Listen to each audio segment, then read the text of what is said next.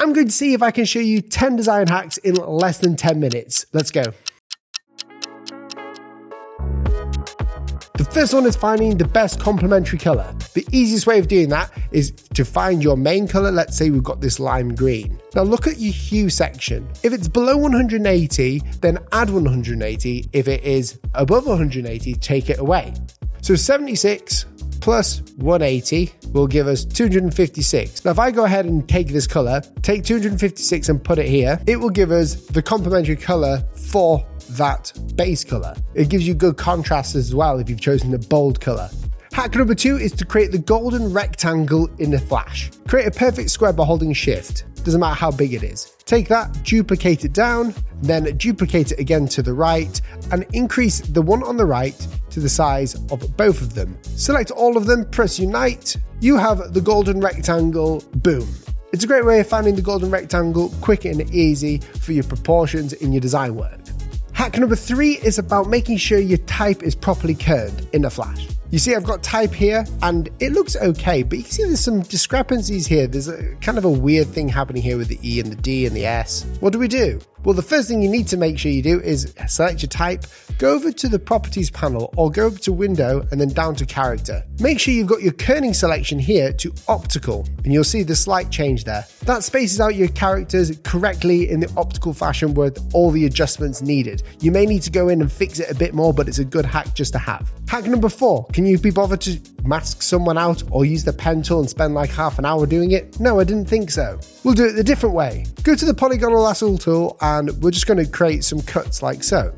Some really rough ones. If you can't be bothered to do it correctly, you might as well add some style. This will look just like a stylized version of cutting someone out and it can actually add some creative flair to your work. Boom, it looks rough and ready, but it looks like it's intentional. Hack number 5 is all about exporting your logos faster than light. Technically not, but there you go. Here's my logo here, or my icon. I have this app and it's a must-have for any logo designer who exports logos on the daily. It's called the Logo Package Express 3 Set Component. It will generate all these different logos for us to have. We can even set a logo mark from within this or any other components that we want. Press export, select print and web, export those. It will export them exactly how you want them to be in all these different file formats, from PNG to SVG to AI to JPEGs. So now that when we look at our folder structure, we go to black, we've got print and web folders with AI, with PDF, CMYK, this is for print, and when we go to the web, it's on JPEG, PNG, AI, SVG. That has saved you at least an hour of your time. The next tip is about creating amazing layouts quickly. The grid is a fundamental tool to use for all designers to make your typography look good, read easily, and to have order and hierarchy. This was created with the grid, and this was created with the grid. Most of my design work is created within the grid, if not nearly all of it. The grid looks like this, or this. Now to easily and quickly create that grid, all we do is go to View, Guides, New Guide Layout.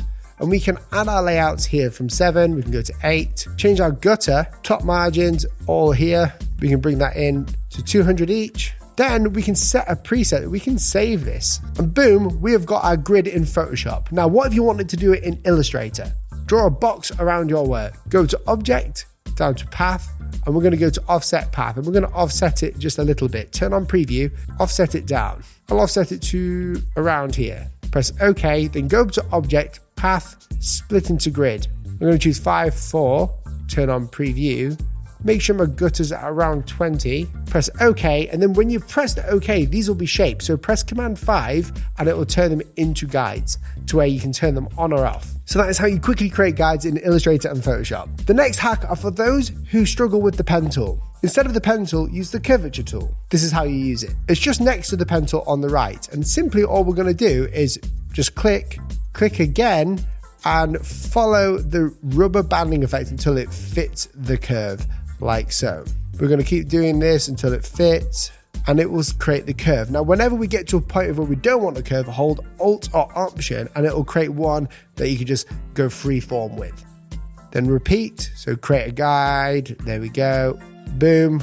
And just like that, we are creating essentially perfect curves here. See that? It looks indistinguishable and it's so quick and easy. Before I go to the next tip, I just want to thank Squarespace for sponsoring this video. As designers, it's super important that we all have an amazing portfolio to show off our skills. That's how we land work. But not only does Squarespace give you the opportunity to create a portfolio, you can actually sell your own design assets on there. You can make your own web shop easily. You don't have to know any coding, but if you're a designer, you can make a sick looking design of a website. The next hack is if you click the link down below in the description, you can design your website with Squarespace before even paying for it.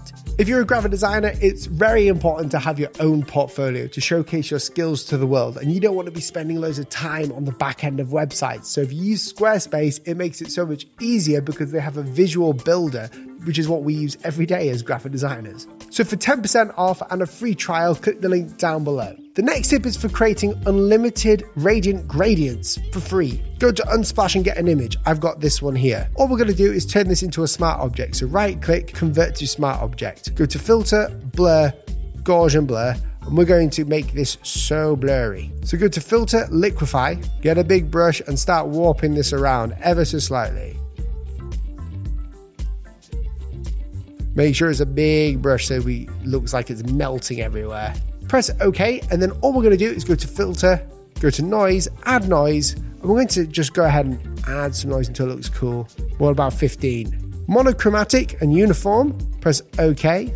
We can go ahead and add a hue saturation adjustment layer on top of this to change the hue and the saturation to make it pop out more.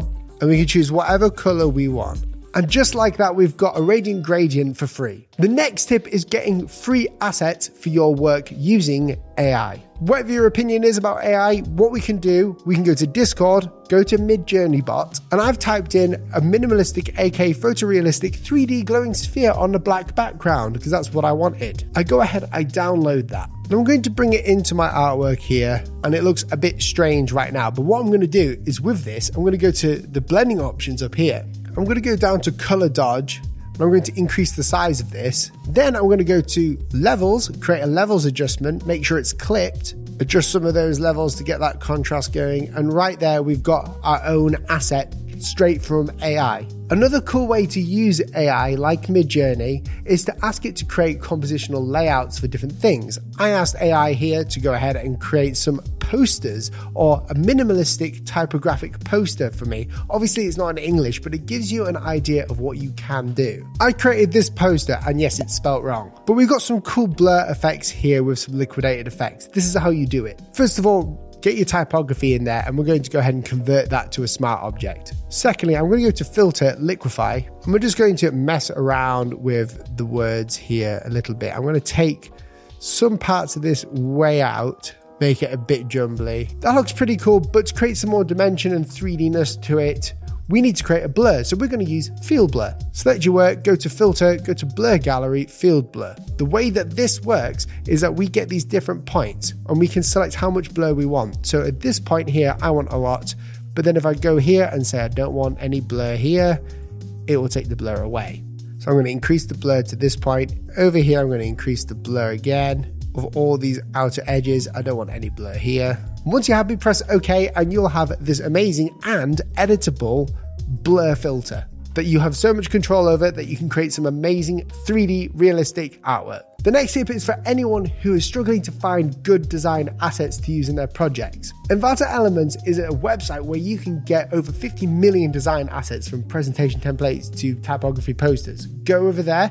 If you use the link below, you'll actually get it for cheaper. You'll get access to 50 million design assets with a cool license, which you should check out, which means that you can use it for client work for less than $20 a month with the annual subscription. That's ridiculous. Go and check them out. If you've enjoyed this tips video, go and click this one here. You will not be disappointed. Remember, subscribe for the next one. See you soon. Goodbye.